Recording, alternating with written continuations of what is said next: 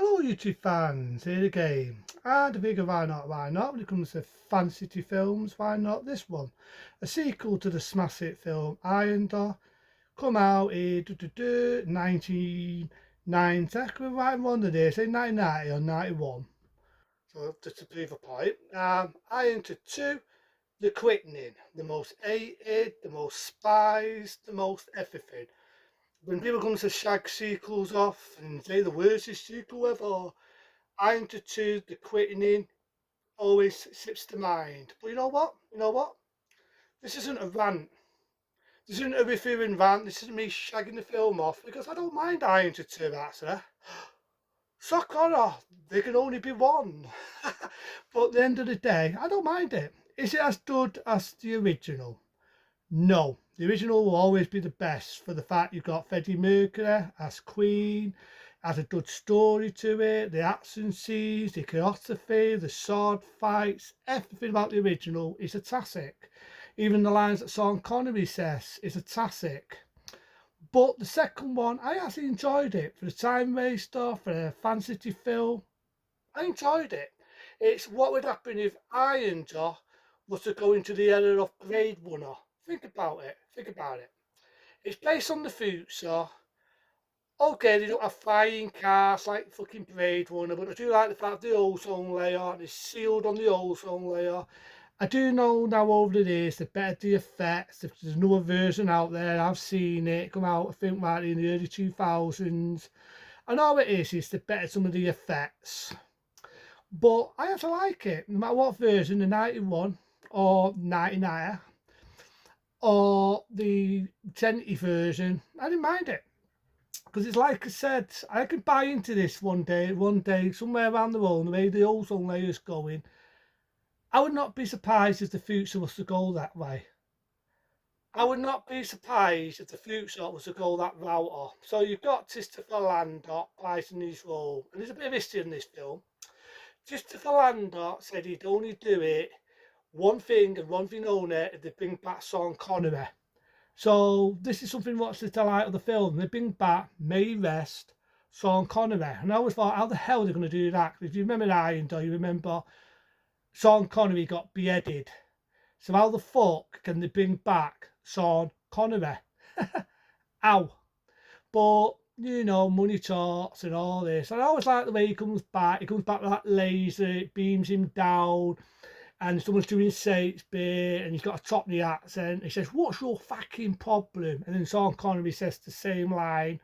And I just thought it was like funny. You know, you've got the mate Martin Ironside. I love that actor. Jake has a good guy. I remember him in the TV series V, The Final Battle.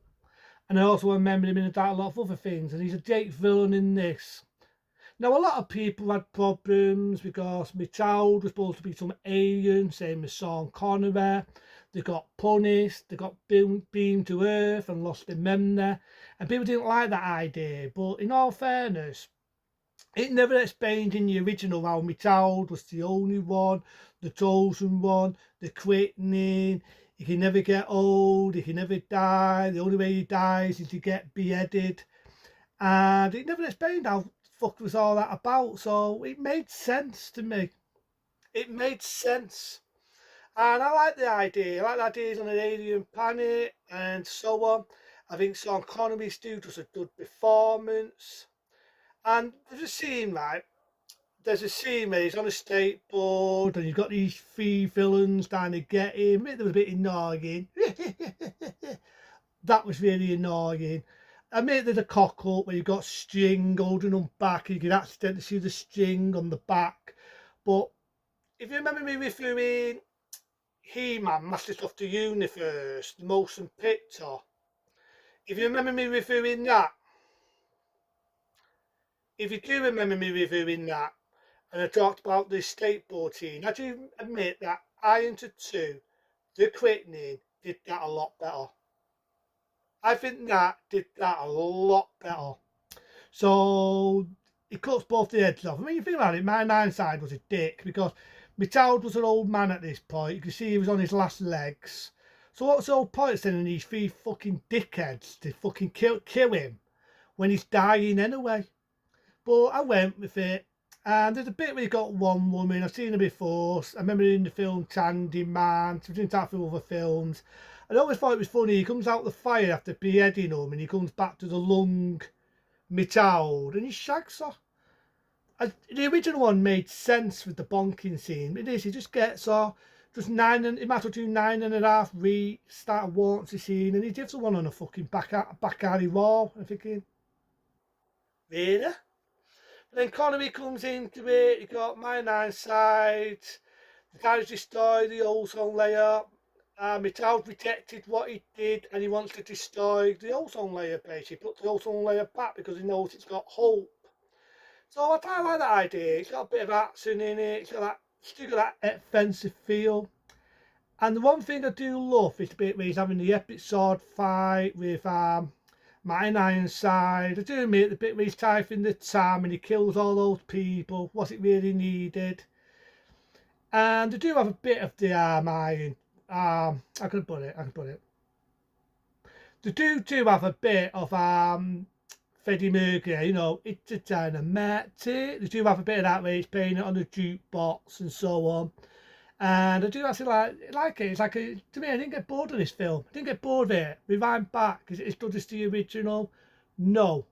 But I do think it's a good one. Compared to that one, which is technically just a remake of that, compared to the fourth one where they killed Christopher Landers' character off. Compared to I didn't mind the TV series. The others after that, was it really needed? The remakes, do no interest to see it. So this was, to me, was a good reasonable sequel for a time waster for a kick-ass fantasy action film. I didn't mind it. I did not mind Highlander 2, The Quickening. I must be the only one. So he just killed my nine side. I don't think the sword fight was as epic as the original one with the touring, but I do think it was a decent one. The only issue I have is, you remember the girl who Christopher Lander fell for in the original? Did you really have to kill her off in that way? That was my only issue. But the rest of the film, again, I didn't mind it. He had that action feel. Yeah, Sean Connery self-sacrifices himself, but see, in this, he dies with honour. He dies with fucking honour. The music's good, the action's good. Again, it's not as good as the original, but it's still a step better than that one, and whatever else. So yeah, that's Highlander 2, The Quickening. I'll give it a 4-star rating. I think it's a damn good worthy sequel.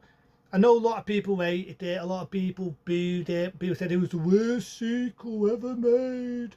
But I didn't mind it. You want to see shit sequels, right? You want to see shit sequels. I hope you don't hear any noise. There's a bit of noise in the background. They always fucking hear some dickhead's got a car. If he's in his car for half an hour, why don't just fuck off? I do not know. But he's in his car, to be like for half an hour, some dickhead's in the car, but hopefully you can hear me voice. Moving on. Yeah, I didn't mind this. I was about to say, if you want to see some shitty sequels, look at Date 2. Look at Basic Instinct 2. They're bad uns. They're fucking horrendous. This, I didn't think it was a bad sequel. I do not think it was a bad sequel. It was dark all the way through. It still had that feel to it. The dads do something different. Sometimes it can be bad, sometimes it can be good. I just named it. I can name loads of shitty fucking sequels. Loads of shitty sequels. Robotop 3. It's not the second one, but Robotop 3. That's a bad one. The Date 2, whatever you want to call it. That's a fucking bad one. Basic Instincts 2 wasn't wanted, wasn't needed. That's a fucking bore fest. That's the only film I actually fell with feet watching in the cinema. That's shit. When it comes to shitty fucking sequels. This, on the other hand, I didn't get bored of it. I thought it was a damn good one. But you do that. Be smart. Be safe. See you later.